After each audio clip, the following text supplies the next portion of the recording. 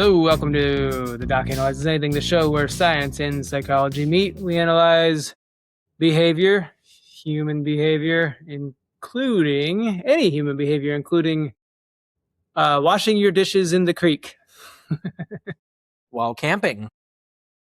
Doesn't say while camping, it just says No. washing your dishes in the creek. Well, I think that's the only scenario that it makes sense to. Well, historically, that's probably where they've more often than not been washed. If you're talking like the number of humans who have lived all time and where they did their dishes comparatively, Always. I don't know. Do you think they were actually doing them in the creek, or were they just schlepping the water up, boiling it over the fire?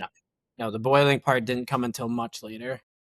Boiling is a more recent phenomenon in human history. What came? I'm assuming fire and cooking the meat came long before the dishes, though. You know what I mean? They were just yeah. They'd use like leaves or something. Right. So maybe we're not talking about that much history here. Maybe we're only talking about a couple thousand years.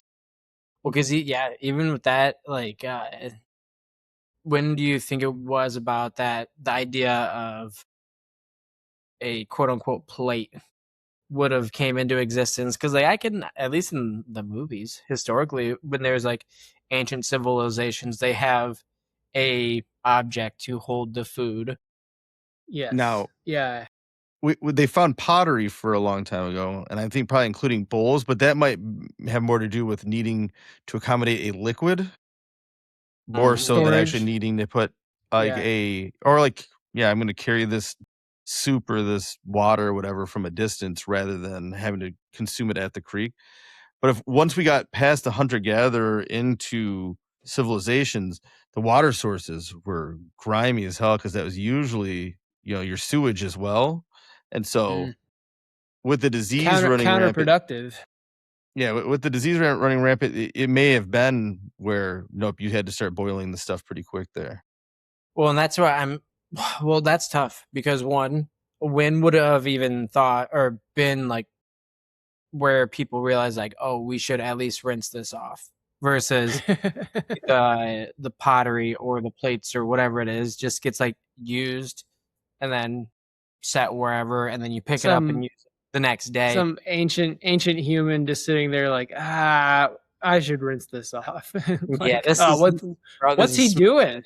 It's almost like, all right, we domesticate dogs. They clean our plate for us. Okay, I don't have a dog around. I better go dunk this in some water or something like that. Yeah. And then comes, I think, the concept of, man, ever since we started actually dipping these in the river, there is a new witch cursing everyone and people are dying. And then well, I mean, where did it get to be known that this should be boiled? That the concept of boiling will kill these things. We'll get rid of the bad spirits. Well, I mean, I don't know. When you're talking about things in terms of social norms, it works the same way with other selection. And so you have people that aren't getting sick or dying as much because their family just happens to dunk some stuff in some boiling water. Then that family line of the people that start copying what they're doing are more likely to survive or get ill less. And so naturally, once one or two people did it, it should start taking over. But who was the first to do it and why? Who knows? Yeah. I'm sure there's some people who do know. We just don't know. Yeah, I felt like that was important. Wrote a dissertation on this. Someone did it. I bet it was early enough that some of these things happened that it's kind of like, okay, we found these clay pots, so we know they were using vessels this early. But like by the time people started actually recording it, I think there's probably a good chance that they were already cleaning it. But maybe not. Who knows? Maybe not. No one knows. I don't know. And maybe so for the time being, they just dipped it in the Yeah, it was aliens. Do you guys since we don't know? Do you hand wash or use a dishwasher? Day to day. Dishwasher all the way. Yeah. I'm all dishwasher. Sometimes I catch a flow with washing it by hand, and then I will be done. But also my dishwasher is incredibly small. So what are your feelings on garbage disposals? Should we be using these? I mean, They're I real think good it's for trimming my I nails. think it's overused. Oh, I think it's gross. overused because if you talk to a like plumber type person, like nothing should be going down a garbage disposal, but here we Yeah. are. It's called a Yeah. garbage disposal. I have no problem with it as long as you're avoiding the things that are going to clog your system. You know what I mean? Like, Which I didn't children know don't have this. any wherewithal for that. Yeah, there was a time when I was living like alone in college where I burnt some popcorn and just thought, oh, I'll just dump it down, and then The seeds? it turns out if you tried, yeah, like, well, there was a lot of those with some popcorn that was burnt, you know, like, and so it turns out this is with an air popper. So if you fill it too full, it doesn't get enough airflow, and it just burns the bottom level. Basically, is what happens. So Yep. throw it in there, and it turns It'll out get ya. it turns into like a cornmeal that will clog your pipes completely if you dump it down there. So don't ever put that down the disposal. I'm all about using a disposal, but when it comes to the dishwasher, like there's enough evidence that it's actually more efficient than hand washing that I am all about being lazy at this point as well. Like, let's save some water and be lazy. Nothing better. It's like It's peeing in the more shower. efficient. Like In everything. if you are not peeing in the shower, then you're a horrible person, is what I've learned, because now you're wasting water flushing a toilet. So I'm all about efficiency in this life. Like, why? Like the work smarter, not harder. Like it's the realest thing. Like why are you gonna make extra work / even headache for yourself when there is a way to just simplify everything? I mean, as long as there's not a detriment to others or society as a whole. Yeah, no, I agree. Agreed. Could just never mind. I don't know. We'll just keep going. So I could get all our giant jobs will be obsolete one day because AI will take over and they'll just look stuff up, and like there will be no Everything. need for brain power. No need to do anything. You'll need a few people that know what's going on. Otherwise, you'll end up like in Wall-E, you know. But I was about to say Wall-E. Did you guys see the Canadian congressperson read his prompt to the prime minister? I heard about it. I didn't see it, but he's just reading like on the before Congress. He's reading like a statement, and then he reads. Now I'll give you a version of this that's a little warmer, but still fit for legislative. Like just obviously reading something he generated on ChatGPT or somebody did for him. I saw like a Trump speech where supposedly whatever was provided to him was almost word for word like from a movie at some point or something like that. Oh, like, yeah. Well, you almost assumed that was what movie was that had to be AI. There was that, and then the Hegseth had a prayer that he read that was just Samuel L. Jackson's character in Pulp Fiction says before he murders people. Oh, it wasn't even a real Bible verse, but he read it as a prayer. He's like, and I want you to pray this with me. And I think they knew, like, it's just something that they say, but just because they knew it was from the movie, but he thought he was praying at like this really important prayer.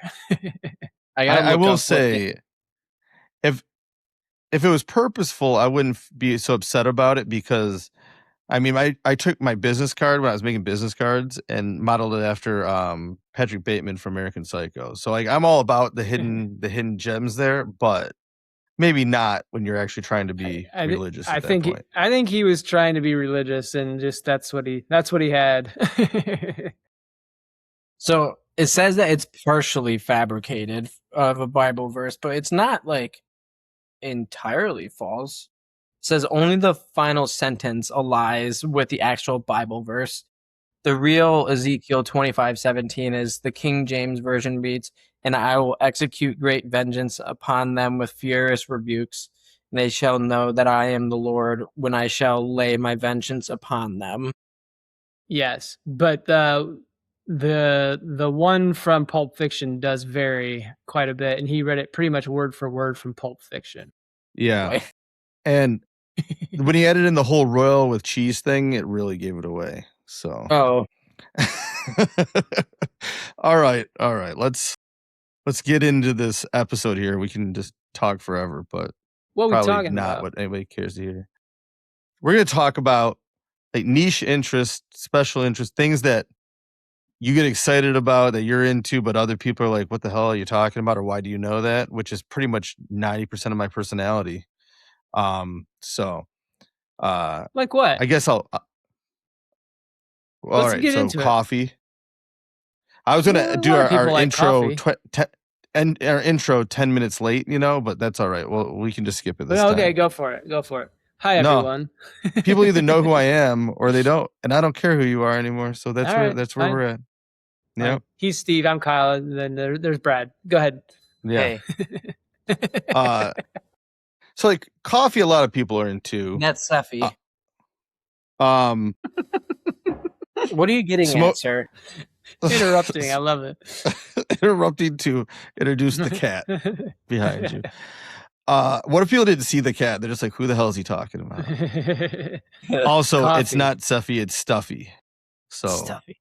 Yeah. Is it? That's what my Is that kids what your call. kids call him? Yeah. Nice. Even Atlas Except, calls it that. Yeah. The 2-week-old also. And anybody that's wondering why we might have been a little delayed on any social media stuff or I think letting anyone's things out there. wondering that. No, nobody knows. So like smoking meat is one thing that I started. I got the grill, I got the smoker. I'm like, you know what? I'm going to spend thousands of hours just learning all about this unnecessarily. Probably not thousands, but at least hundreds. Coffee. All right. I decided I like cold brew coffee more. So I'm going to spend all this time designing my own setup rather than just buying it from somewhere. See, I still can't have a good cold brew. I'm not into the cold brew. I should have brought you some last time we were together and you could try my oil slick cold brew. That's what I'll call it. It's just motor oil in coffee form. Like new technology, kids getting into like dinosaurs. I didn't expect a 4-year-old to know that much more about dinosaurs than me. You know what I mean? And like where he's getting this information, I have no idea. But like he'll say like name a dinosaur. I'm like, I've never heard of that dinosaur. Look it up. Oh, how did you know that? But okay, cool. Like we don't even sit around watching YouTube with like tablets and stuff in our house. Like I have no idea where you're contacting this, but all right. It is a very real phenomenon that the dinosaurs. That would be an interesting one to examine in and of itself. Like why the infatuation with dinosaurs at a young age. I can say at our house, it's because we love big, scary things that roar loud. Yeah. Like the apex predators and even the villains from the movies, we're all about it. It's we're Marvin Harry rather than Kevin from Home Alone. I don't know why. You're team Sticky Bandits, huh? I'm not. Our children have just decided that it's more entertaining. Or Uncle Frank, Team Uncle Frank, because he's just a jerk. Dude, they are horrible to that kid in that movie. Yeah. Sorry. Yeah, they really are.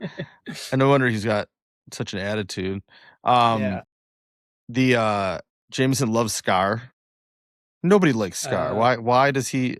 But probably because we're like, what the heck are you talking about? You like Scar, and he thinks that's funny, and so you know what I mean. Yeah.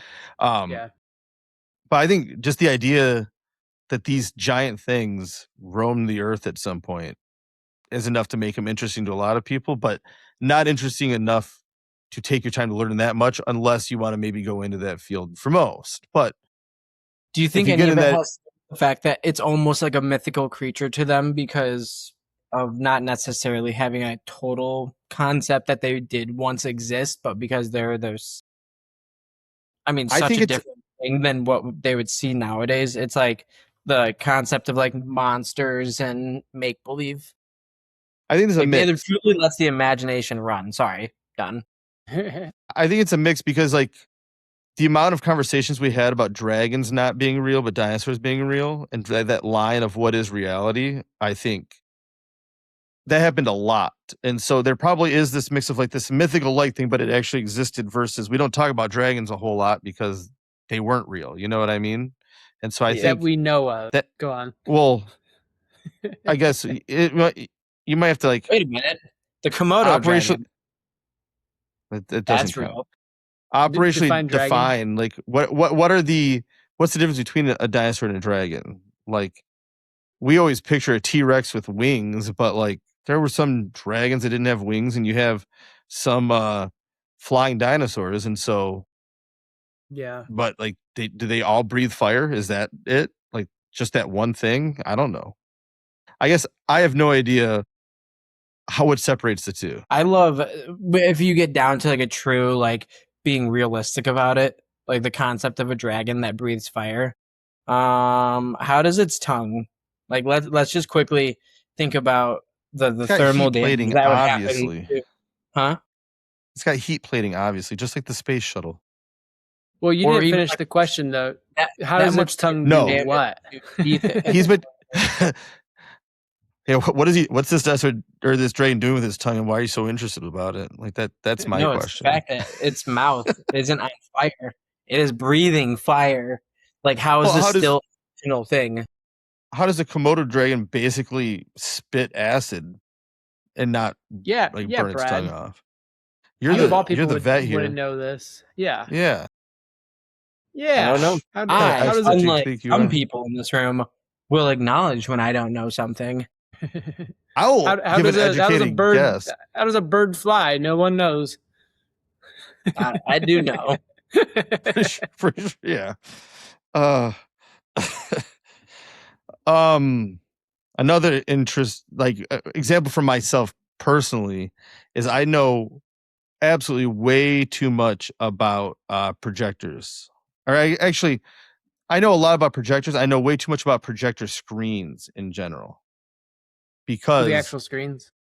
Yeah, I decided that I wanted to have a screen to watch movies and play video games on in the living room, but be with small children. I wanted to come down from the ceiling, but what do you do with like light cancellation and that sort of thing? And it has to do with the direction of the ridges. One side is black to absorb the light, the other is white to reflect the picture. And so your other light sources, you want the black ridges facing them versus and there's like 3 different kinds of light canceling ridges, and then the gain this amount is not with the amount a reflection niche and interest like of mine. You're losing me. Not Yeah, one of my niche interests. one thing I was actually about to say, to interject really quick. One, I don't even know what we're talking about today. Two, the concept, and I mean, we could take a complete 180 from whatever you planned and really just have this be like an off the cuff and see how it goes. And we can all just try to figure out the different. No. Well, wait. I was Okay. going to add, what is it that makes, like, each person has their niche items? Like, what, like, how, why, everything, how does one develop an interest in niche things? Like, Kyle, and I was going to say, because Steve's probably got a community of folks who love projector screens too. No, I mean there might be, but this was me and one friend deciding we want to play video games, and I'm going to spend way too much time making sure I have the best setup for my screen, and then I never looked at it again. Well, I don't know how to help you then. No, well, okay, yeah, or like what I joked about earlier. How did someone get the niche interest in writing a dissertation on the usage of boiling water to sterilize it? Like, I don't how know did if they did, wake up one day and they're like, "This is what I want my knowledge. I want to be that person that knows this history on the why for this." Well, why did you decide to become obsessed with golf when you're never going to be any good? Like, no, I'm joking. Ooh. No, fair point. That is a fair point. And that had a social aspect. I mean, it started with my friends playing it, and then you have the one moment where you do something half decent, and you're like, I'm going to dedicate way too much of my time to this. Yeah, or like with the beer we like, and finding beers from different places, that like you find one that's like, oh, this tastes so good, and now the others are it's worth having a beer that like isn't as good, but you always want to find what's the next great one. But then you start meeting other people and like, okay, what can you bring to the bottle share that others wouldn't have, or that they might be amazed by, that sort of thing. The projector one really was I'm trying to find a way that in daylight without closing the window, how can I still see this screen? And I didn't realize how involved the science of it was until I just went down the rabbit hole. And then I'm like, all right, I'm going to learn all of this. So I picked the right thing because I was anxious about spending a bunch of money and then having it suck. You know what I mean? But when you find there's people that are in audio and theater groups, like I joined these groups to try to learn how this stuff works, and they're obsessing over some things that I'm like, that speaker and that speaker, no human is going to be able to hear the difference. They're both way louder than you'll ever want in an enclosed room. And why does it matter which one's which? Well, this one just looks huger and is more impressive to look at, and so that's why this one's better. You know what I mean? Or I don't know. Those audio files are, though, they probably can tell some of the difference after to an repeated exposures. But that also, sometimes it's just like, look how cool this thing looks as well. Like with some of those things, they were talking about like seating setups for their home theater that like bounced up and down and made you feel like you were in the movie and stuff like that. Like, it was intense, the things that they were putting into these kind of awesome theaters. I would like to do that one day. Make a home theater type setup and try to make it like a 4D thing. Like that'd be pretty cool. The only time in the like last blows the wind on your face or something, or yeah, I guess more. I would put it more so within the vibration of the chair. Fair. He wants to be ultra wealthy and just pay someone to spit water on him when it's like a rain scene or something. Yeah, I don't know. I don't know if I've watched a movie in its entirety that wasn't like because the kids had it on in the last 5 years. So it's probably not worth it to me to have it at the home theater. But no, we watched The Accountant like 2 nights ago. Yeah, but that was like 20 minutes in already, and I just put it on because I didn't think that your sister would want to watch or us play video games, you know? Oh, I thought, because Taylor and I got back from the walk and you were watching it. So I thought that you... Yeah, I don't put video games on when she's still up because then I just feel like I'm ignoring her and playing video games instead. So, getting to an example though that like we can kind of dive into. Wait, so what are we talking about? What's coming today? up? You froze, Steve. No, well, I may have frozen, but I also was trying to make it seem like I froze just to stare at him for a moment. Like I just didn't move. It's like, so the niche interests, an example that I was going to kind of use with the Dream Cruise coming up here down the street, Dr. Meow Meow's favorite event of the year because he can get out of his apartment so easily and have quiet nights without I'm actually cars driving. on him. I'm doing a relief shift that day, so I'll be gone. Well, I'll venture back into it at like 4:00, but it will have died down. I thought you were running the. I thought you were running the clinic there on Woodward, and so no, I will Friday night, so it won't be as bad. I know we mentioned this a year ago, but like 10 miles of Woodward is just shut down with classic cars peeling out and revving their engines. No, that's the best part. Is it's not shut down. You see, so it's practically shut down and ran by people just out doing a cruise, and like people come from all across the nation, but you can see that middle-aged person driving in all of the traffic in their very normal car, and they just look because they're going 20 miles an hour. That's amazing. I did not realize that much. I meant that it is shut down functionally, and that person is doing that because they want to see the cars, because there is no damn reason to not take the other roads around where you're trying to go if you know what's going on. You would think some of them that I noticed last year, they looked frustrated. I love the idea of some family on a trip in a minivan, like next to all these like old Mustangs, and just like not knowing what the hell's going on. Yeah, so over 1 million people will come out on that Saturday to see all the cars. Over 40,000 classic cars cruising up and down. There's events when you get into town. There's just like weed shop after weed shop setting up tents, giving out free samples and stuff like that. Like it's all kinds of crazy stuff. That was fun. But talking about it in terms of why do people like cars so much? It's kind of an interesting phenomenon. Like nowadays it's everybody, or not everybody, but most people have one, and it's just functionality, A to B. You're not thinking about what car you're driving unless you have the money to get something really souped up or something kind of special. Like otherwise, it's just for a lot of people transportation. So why is it that some people are so obsessed with their cars? But again, I think it comes down again with cars. There's a community of car lovers, though, and I feel like it might not always be community as to why you might have a particular niche interest, but I don't think that it hurts. You find other car lovers. That may be why it maintains, but where did this come from in the first place? Like, it wasn't like all of a sudden 50,000 people like, you know what? I like cars. Me too. We should get together. You know what I mean? You found somebody with a sports car or something, started meeting up to go cruising, and then more people joined and it became a thing. Because the Woodward Dream Cruise exists because people back in the 60s and 70s would cruise Woodward like every weekend in the summer. That's just what they did. They don't. It wasn't in the 60s. Oh, they do it now. Yes, but they've come back. It had gone away from the 80s and 90s, kind of. It wasn't a thing when I was little. When they started the Dream Cruise, people started doing it again.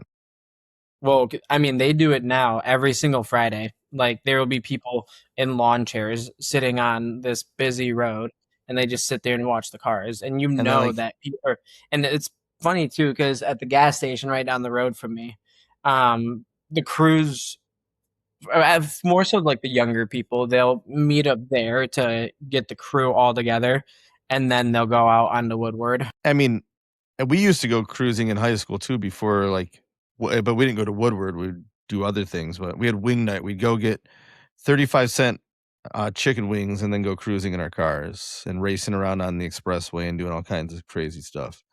Yeah, see, this idea is foreign to me. Like riding around in cars just for the sake of riding around in cars. And when everybody tried to have the fastest car and like, you know, but again, it does seem like much more of a Metro Detroit thing because it for so long was the motor city, the motor capital. But like looking at where it came from, just like any other new technology, you know, when cars first started coming about, it was like shocking to see one, you know, it was like, oh, look at that thing. That's cool. Henry Ford, you know, does the invents the assembly line. All of a sudden now it's attainable to a lot more people. And so now you're all cool if you have the car. And then as time goes on, it becomes even more obtainable. But then you also have like the muscle cars start coming out. You have the people customizing.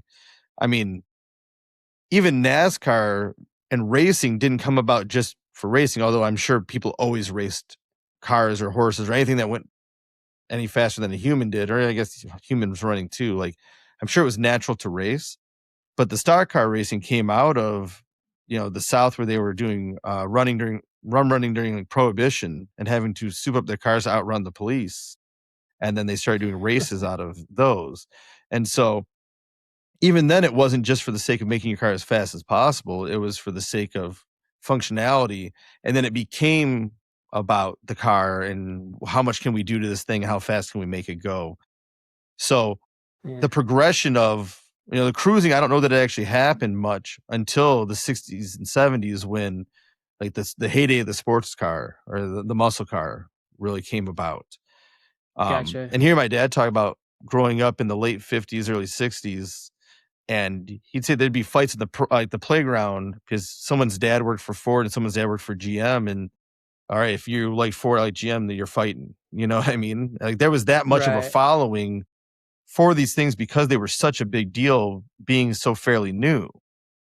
So well, even nowadays there's a couple people in my high school where I remember they were much more on the GM side where they were just so anti-Ford and they would say, yeah, every Ford is crap. And I'm like, I don't know. Like, it's teach their own, but it's a very interesting thing to find that much of like a hatred towards something else that is in reality, or I guess not in reality is equivalent, but to a mass majority of people would be a very equivalent thing.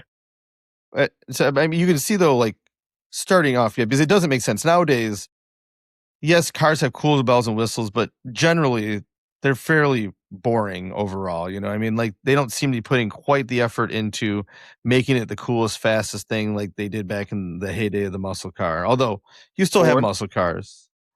And like, yeah, you can get excited about the bells and whistles and stuff, but it doesn't seem like the vehicles of today have the same draw as what we now look as the classics. You know what I mean? You don't see as many people cruising in their their brand new cars as much as their old cars, unless it's a one-off thing. Yeah. But those early days, only 5 people in town have a car. Now we're gonna have something that other people don't, and like we're in our own little club. We can talk about our cars, and then they become more available, and so more people are joining that crew. And now, okay, but mine's a little bit different, or this is a little bit different. Look what I've done to upgrade this one or customize this one. Yeah. And it grew naturally from being a new phenomenon to now where parents and grandparents are bringing in the younger generations to be like, look at these cool cars, look at this community. Growing up, it was always about, oh, look at that cool Corvette over there. That's a classic. That's a Stingray and stuff like that. So I grew up just loving cars, even though I never had a classic car. And they actually, my first car was a collector's, like a limited edition car, but it may not have been a classic yet. It wasn't 20 years old yet. But still, like, it wasn't the nicest car. It wasn't the most efficient. It didn't make much sense for me, but I still had that car because I thought it was cool. To change subjects slightly. Oh, go ahead. No. What do you want to talk about? Let's talk about what you want to talk. Well, I Googled, I Reddit searched for niche hobbies, and I found like a gold mine. Can I read some? Yeah, I was just going to say, like, now that we are so far removed from the starting of the vehicle thing, it has become a community thing and bringing in the younger generations into the community. But I don't think it started out that way. I think it was you get an interest in something that's new or available to you compared to others, that sort of thing. And then the community comes because it's different than what other people are interested in, not that the community created the interest. That's fair. So you tell me then why hobbies like these may have maintained, or you take a stab at it, because these are fun. The question is, out of pure curiosity, I'd love to hear if you are obsessed or have a really obscure or uncommon hobby.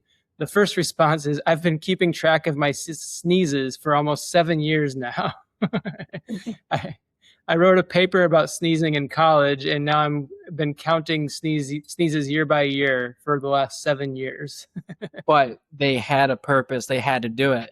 And I feel like that happens actually. How many times have you heard about someone having to write a paper or having something where it was never something that they would focus on before, but then they have to focus on it for a particular reason?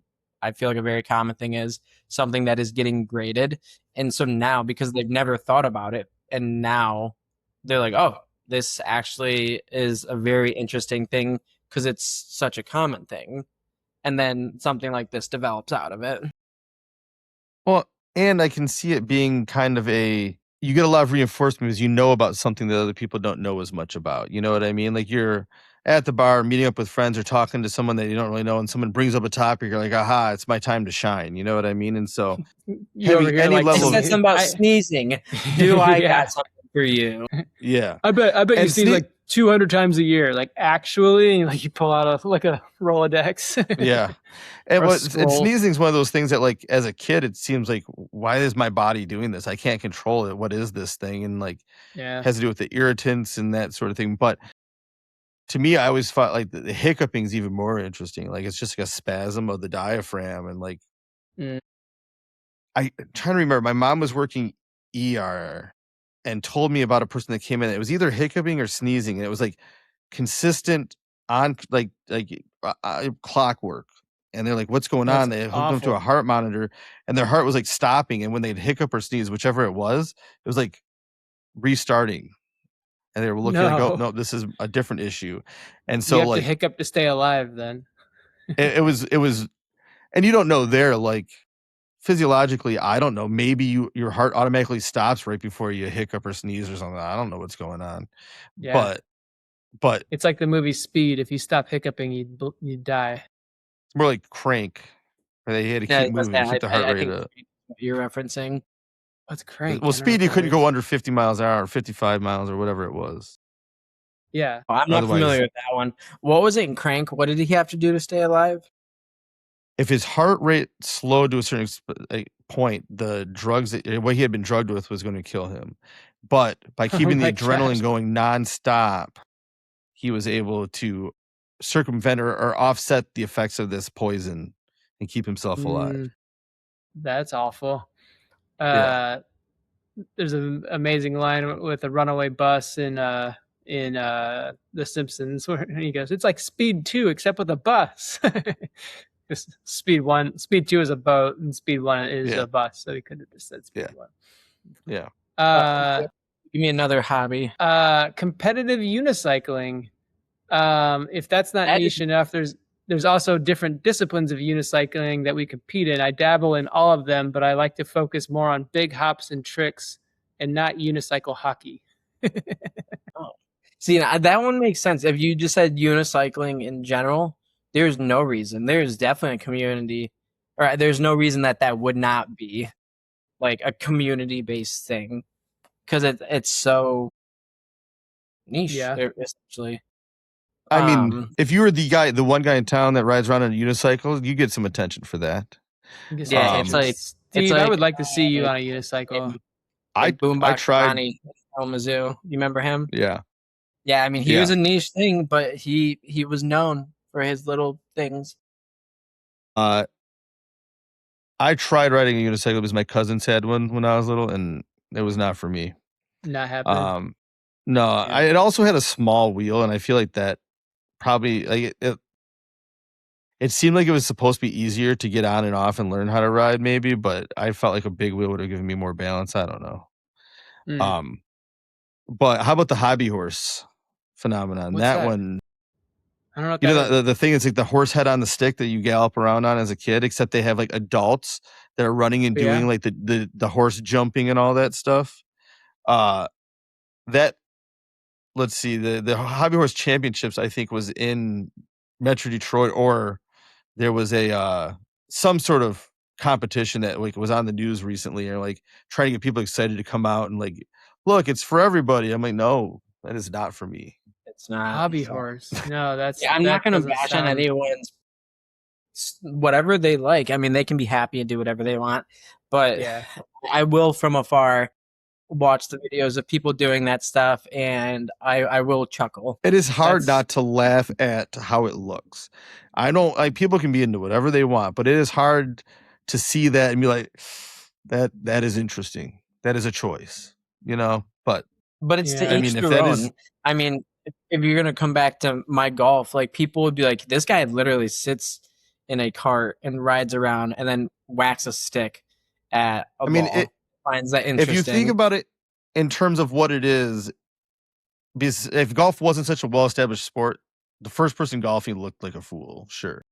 Yeah, exactly. And so then that's why I won't bash on someone's thing, because Mr. Social Norms over here, you always like bringing up the social norms. You're only laughing at them because it is not a social norm to ride around on a fabric horse head on a stick. I think part of what makes it look silly, though, is because you have to also imitate the movement of the animal while you're doing it. Like, it's got to be a gallop. You can't just run with this stick. Like, you know what I mean? Like, I feel like it's Monty Python and someone should be behind you with the coconuts, you know? Like, my favorite is when you watch them when they're done and they pull up on the stick. Yeah. But truthfully, sorry for all you hobby horse people out there. I really am sorry. Enjoy yourself. But the athleticism is actually pretty impressive if you're jumping over jumps with a stick between your legs. You know what I mean? Like that's pretty good. Yeah, let's see you do that, Steve. No, not at all. I'm barely back on my feet with the back thing and all at this point. Like they put me on the racks, stretched me out, and I could finally walk for a couple days. But what I was looking at, U.S. Hobby Horse Championships were August 1st in Brighton, Michigan, so not too far from here, and that's what I was seeing on the news. Man, I don't get it. I just don't get it. But that's why it's a niche thing. Otherwise, it would just be what people do. It would just be the norm. What else you got, Kyle? the last one I'll read on here. Well, there's a few of them.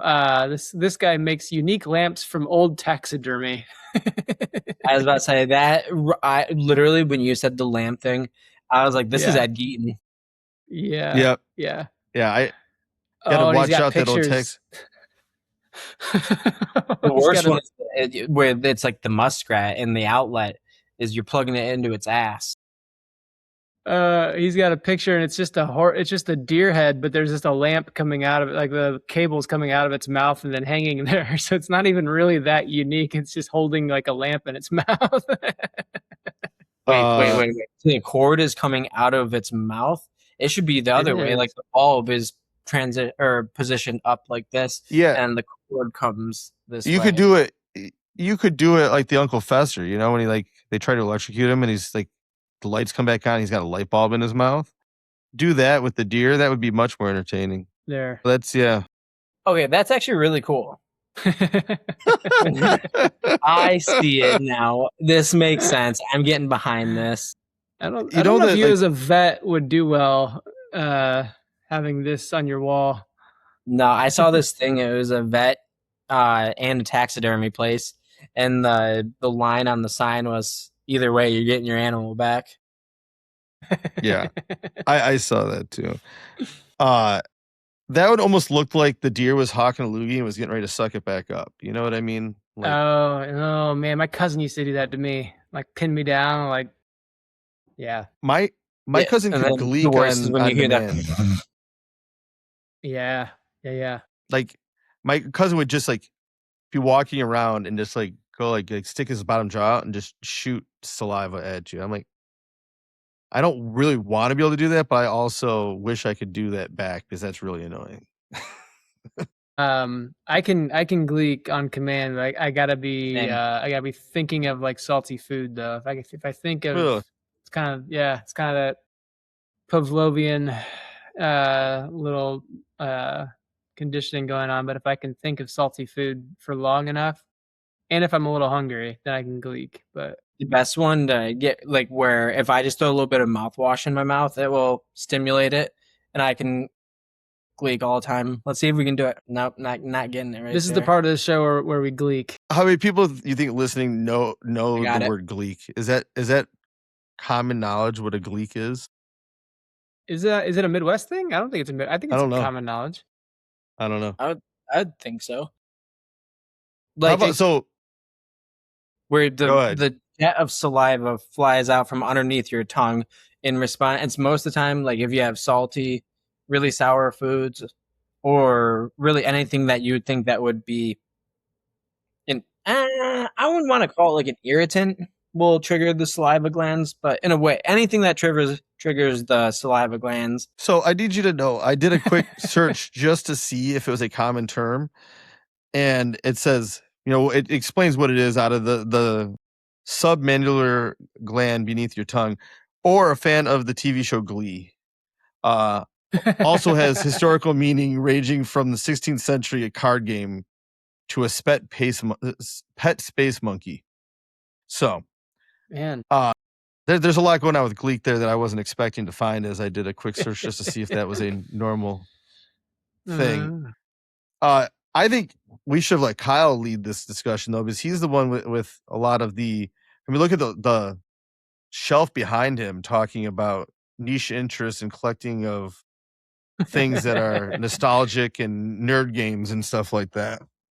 We do like to collect my favorite, and I will not. This is not a niche interest in the sense that I spend a lot of money on this stuff, but I really enjoy and I talked about these before, the VCR games back in the day. Yeah, I think we talked about, I don't know if you talked about it on here or not, but maybe we did with Chad because we were talking about, I had that one where I had the one where the car drove, and then I found out that I wasn't actually driving the car, and I was really upset about that as a kid.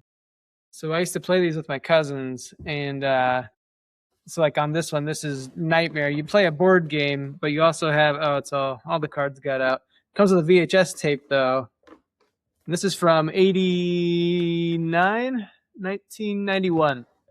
Comes with a VHS tape, and you play it, and every now and then on the VHS tape, this character will pop up and he will yell at you, and you turn the volume up really loud because it's supposed to scare the crap out of you, and then you have to do whatever he says, and it can be like, if your birthday starts with the letter D, then go back 3 spaces, and like he just like mixes things up on the board, and then otherwise you're just playing this game. But at the end of the game, everyone at the beginning of the game writes their biggest fear on a card. It's like a erasable dry erase card, and you put it in a pile. At the end of the game, if you win, you still have to draw a card, and if you draw your biggest fear, then you go to like hell with that fear being your hell, and you lose. So like even if you win, there's still like a 1 in 4 chance that you lose at the very end. And it's amazing. And you're playing this with your young game. children, right? No, I played it with last time we played it was for my birthday like 2 years ago. But we need to bust it out again. Kyle, come on. Be honest with the people. I play it every day. You like your kids. You're going to hell. Kyle, have you ever been LARPing? That's a niche interest that I was going to bring do. up LARPing. Go ahead, Brad. What do you got on LARPing? No, I was going to say I've always wanted to give it a try. I would love to learn about it, and I think it would be a ton of fun to go do. I think Go ahead, Kyle. Have you been LARPing? Well, I've never done it. I've seen them in a local park, and they meet like every Saturday, and it's like kids playing in the splash pad, LARPers and disc golfers, all kind of in the same area. So it's a really funny mix of people. But I don't know that I could get into LARPing. Like, I don't know. It's fun watching them argue. Like I stabbed you, and they're like, no, you didn't. And like, okay, but you guys are like 40. I just go to the movie role models, and that's what I picture. And I want it to be that big of a setup if I'm gonna do it. I want there to be like 50 people, and it's like a true like capture the flag type thing. Yeah. But if someone gets stabbed, if I stab somebody, they better fucking sorry. I shouldn't like that on here. They better own up and say, yeah, you got me. Yeah. Listen, playing as kids, you know they're like you're doing like the handguns or whatever. Like, I got you. Like, no, you didn't. Like, no one's they're gonna argue about it nonstop, no matter what. Yeah. I feel like if you had people that were good at it and you actually set it up, and it was actually almost like video game-esque, where like it wasn't too awkward 40-year-olds hitting people with like Nerf swords, but like it just looks awkward and weird. Like, if you actually did some choreography or learn how to use what the real weapon was supposed to be and made it realistic, it would be a lot more fun. But it just looks like awkward and uncomfortable from what I've seen. But again, going to function though, LARPing, like that is a community. You can't do that on your own. Like, you can maybe get into it, I guess, like have an interest on your own, but I mean, the Renaissance festivals, like I don't know about other places in the country, but here the one in Metro Detroit's huge. I mean, like hundreds of thousands of people. You do not have to be part of that culture to be in, like to go see it. Like everybody just goes.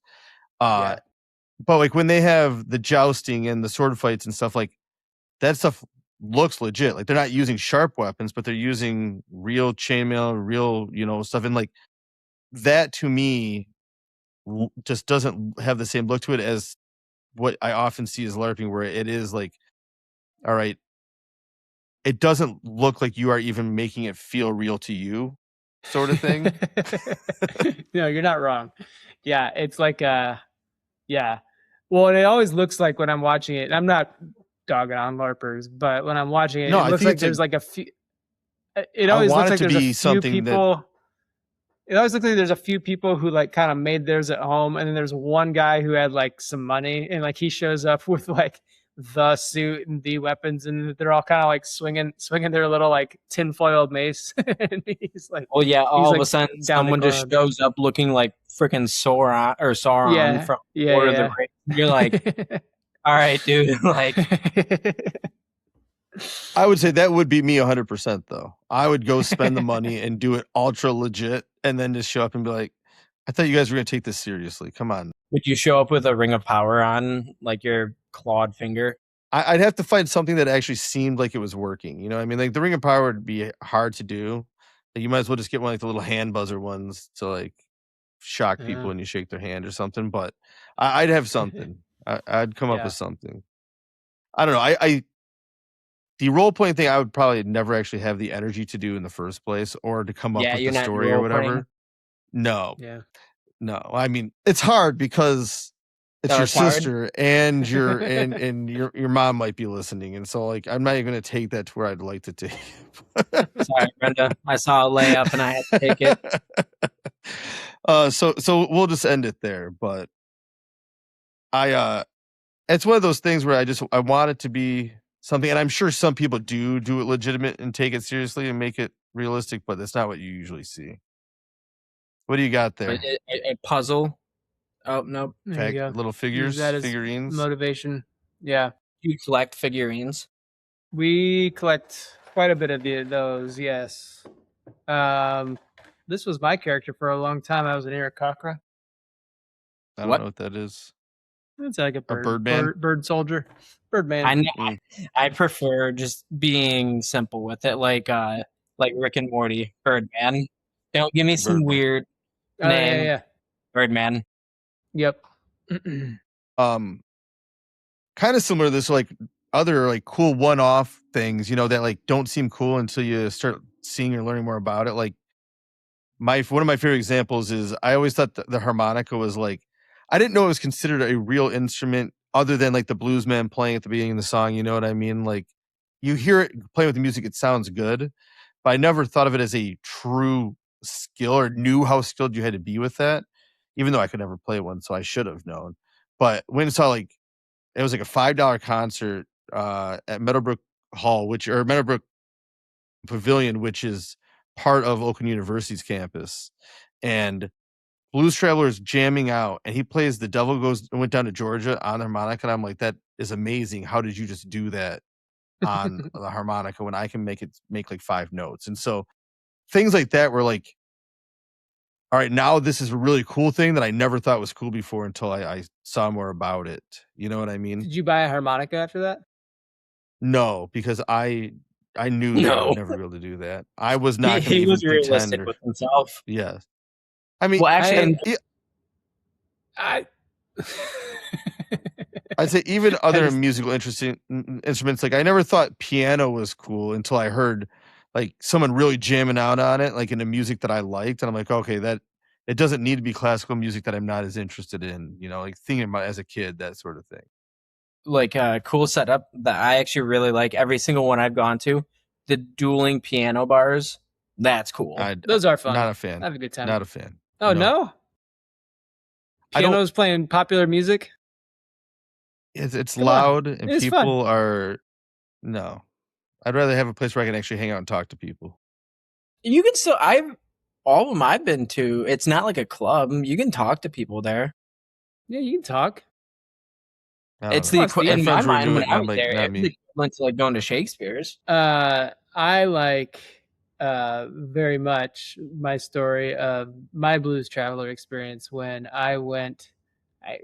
At Bonnaroo, I kind of wound up front row at a Blues Traveler concert on accident. I didn't really know who was playing next, and then they came on, and he plays his harmonica so hard that they go out of tune like mid-show, so he chucks them into the crowd, and he chucked one, and it landed like over because I'm front row, but it landed over the barrier like 3 feet, and I couldn't quite reach it, but I kept seeing it, and I tried to climb over, and the security guard pushed me back, and he's like, not again. I'm like, all right, because I wanted to grab that harmonica.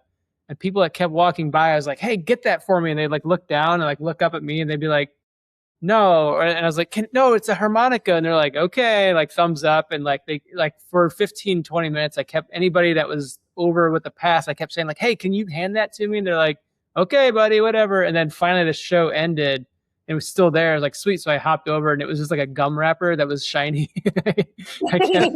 I kept pointing to like probably 30 people that walked by. Hey, grab that for me. And they're like, okay, buddy. Yeah, wait, so why did you think it was a harmonica? Well, he chucked one out and I don't know. I just saw it in the sunlight. I thought that's where it landed. I don't know. It wasn't. It wasn't. This whole time, I thought these people were being villains, but in reality, you were just concerned about my well-being. Yes. Yeah. Well, lots of stuff goes down at Bonnaroo. So you got a weird niche interest in gum wrappers. All right, I guess. You collect gum wrappers. I still can see this one girl's face. She like turned around. She's like, "Okay," thumbs up. Going to the golf topic again, I've seen it quite a few times where, because growing up, I mean, people made fun of golfers. Like the golfers in our area, you make fun of them because really it's a lame sport. Who's gonna play it? But then when COVID hit, I mean, it showed the population of golf absolutely skyrocketed, and so now there's like people out there that are like, I played golf my whole life and I got made fun of for playing golf. And now everyone's doing it and it's the cool thing. But they're like, I had to go through hell because you guys just thought it was lame. For what it's worth, I don't think golf is cool. So you don't. There you go, Brad.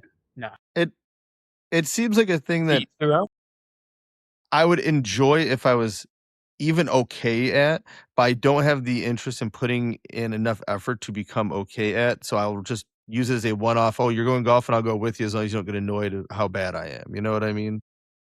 Well, Steve, one day you're gonna have to figure out how to play, because for the hopeful one day bachelor party, you're gonna be golfing like 3 days in a row. I'll do it. And me too, right? Your friends will, like the rest of your friends, are all going to be really annoyed with me, and that is fine. But yeah, we got to find some friends first, and then you'll be good. Yeah, you and Tanner need to pick it up at some point. I took a golf class in college just because it was an easy credit, and I enjoy the walking around. I am annoyed that the ball doesn't do what I expect it to do when I hit it with the stick. But beyond that, it's nice to get out. Like we used to disc golf. That was nice to get out and get movement and just be out in nature a little bit. And so I like the general idea of walking around and hitting things with sticks. Like who doesn't like to do that? But yeah, it is annoying how difficult it is to get that ball to do what you want it to do. Yeah, well, I'm the same idea with Tanner, my brother. I feel like he would really like the game, but it's I just found out I wasn't invited to Brad's bachelor party. Well, Kyle, lucky for you, there is at least a couple of years before that would happen, so you got time to. He's gonna have to meet somebody, get them pregnant, so their dad brings out the shotgun, makes them propose. Like, there's a whole lot that has to happen here. Apparently not cool enough. No, I heard that. I heard that as I was saying it, and it just sounded awful. Well, if you want to come along, sure. I don't care. You don't need to invite me, Brad. It's fine. I'll just do the show by myself. Have you ever? You can come along. I don't care. I can guarantee you it's going to be up at the lake house. So if you want to come along and sleep there, I don't care. And make the water stop working again, Kyle. Hey, we both found out that was not my fault. Yeah. I don't know. Anyways, where I was trying to go with the strange one-off things being cool was like thinking about like back in the day, like middle school and stuff, where like you had to find the thing that nobody else had, that like nobody else would think was cool until you had it, and then they see it and like, oh, that is cool. You know what I mean? Like I remember everybody had, for those who are like in the punk rock days, you always had to have the wallet chains. You know what I mean? But you'd hang different things from them, and like the most one-off nostalgic thing that everybody forgot about, but then like all of a sudden you brought it back, was the cool thing to have. You know what I mean? So I found a little plastic Noid randomly at my parents' house when I was like in 7th grade, and put that on there, and like everybody was obsessed with the Noid all of a sudden. Yeah, you hung it from the front of the chain, like little things like that now you look back like it wasn't really cool, but the nostalgia thing, like when did it be cool? Like it was cool to like Ninja Turtles, and then it was not cool, and now it's cool as an adult to wear a Ninja Turtle shirt again. You know what I mean? Like those sort of things fall in with that niche interest thing, even though I've heard that trying to watch those cartoons as an adult is kind of sad, and like can't believe you actually enjoyed them as a child. I don't.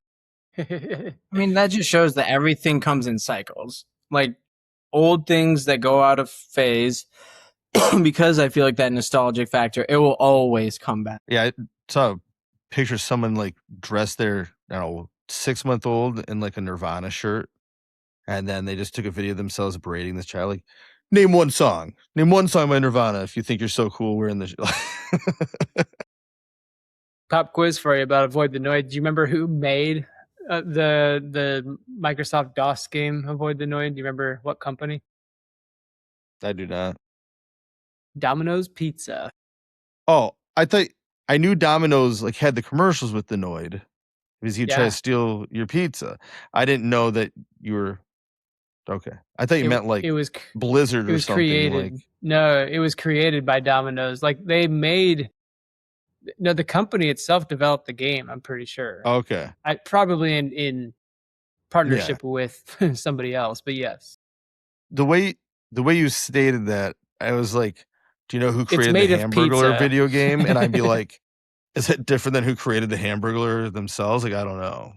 That's why I was confused there. Well, sorry. How dare you?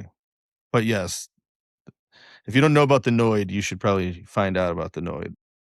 And it was never on. Everyone's like, yeah, I remember. I loved Nintendo, but it was never on Nintendo. It was just a computer. I don't think I had it, but like back in those days, I was usually just playing the computer at my grandfather's house, and like he had the one where the skier went down and the Yeti would try to ski free. You. Yeah. And Where in the World is Carmen Sandiego are the two that I really remember. That nice. Yeah. The game that computer game playing growing up was this hunting game that was on computer obviously, but you were a hunter and you'd literally just go in like a 360 and then you'd wait for a deer to roam its way in or whatever, and then you'd try to shoot it. But I remember and I don't know if my parents would just use it to get us to stop talking when all of us kids would be hovering around the computer, but they would literally tell us that we have to be quiet or else the deer will hear us. And so all of us would be sitting there, or not all of us, whichever of us kids would be sitting there on the computer, and it'd be like dead silent. Stop talking. The deer will get away. I never had that for like my house, but I definitely tried playing that at like the arcade. Yeah. Oh, there's a thing. Actually, people that still consistently go to arcades, like it's a real thing. Mm-hmm. But especially the pinball, that's a real. I feel like this could have been. Yeah. This should have just been Ocho Day. We just talk about the stuff that you see on the Ocho. Oh yeah, yeah.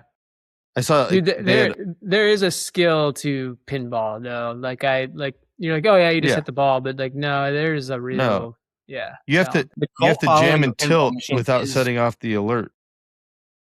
I still don't even know all the technical rules and everything of pinball, like how you get, like there is a technique to getting the highest score in the way that you should go about playing.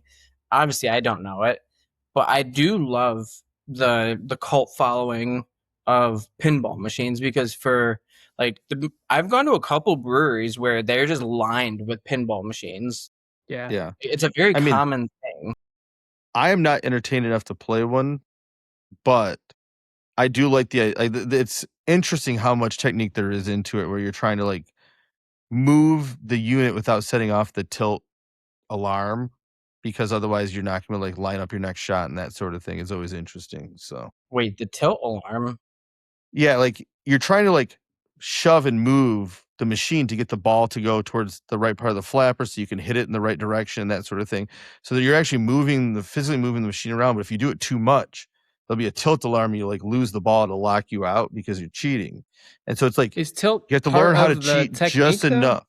Yeah. I've never heard that. Yeah. Interesting. I always thought it was like a safeguard to prevent you from tilting at all. It was the people that are really good at it would learn how to cheat just enough to not get caught, basically, as they're like. Are you sure you're not actually a pinball person?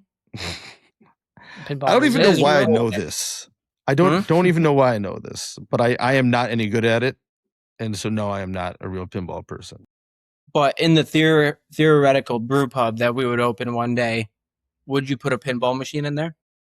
Could be. I think doing more of the like outdoor, like big open area fire pits and having like a kids like play area, and then you'd have bags and stuff like that would be a little bit more fun. But for an indoor place like during the winter, it'd be cool to have a little arcade area. And board games. People tend to love to go and just hang out and have a beer and have board games and stuff. But yeah.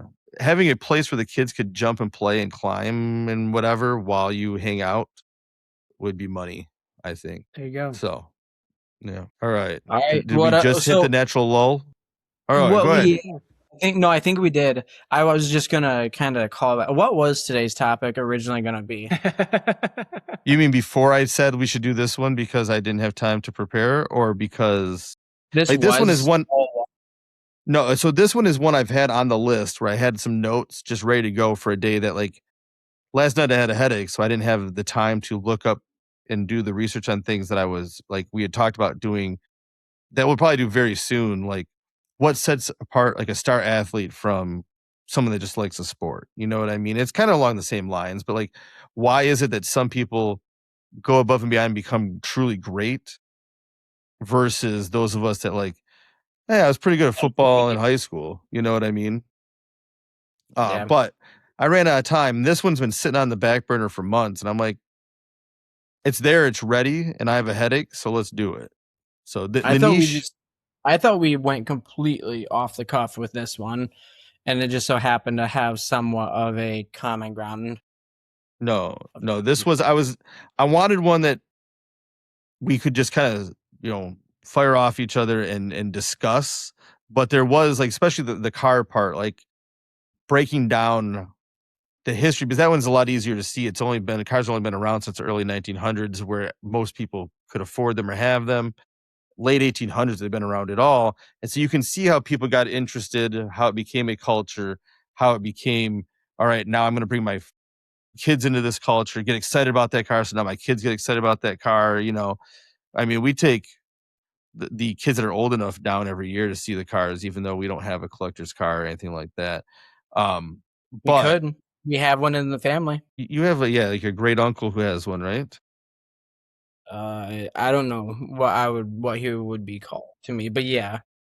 Okay. Anyways, you volunteered to work instead of going with me to take the kids anyways, so it doesn't matter what we could do because you're not even going to be there. So sorry, right. I got stuff to pay for. Golf. I'm broke. Yeah.